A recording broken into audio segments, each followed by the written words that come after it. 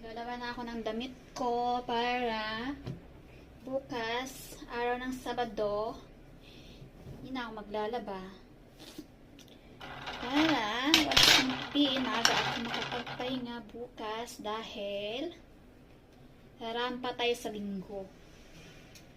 Araw ng mga inday pag linggo.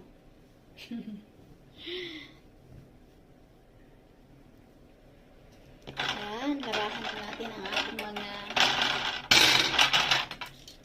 damit.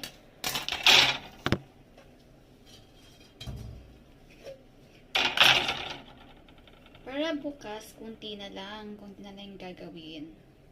Makapagpahinga ng maaga. Makapag beauty rest ng maaga. Para gandara tayo sa linggo. Diba?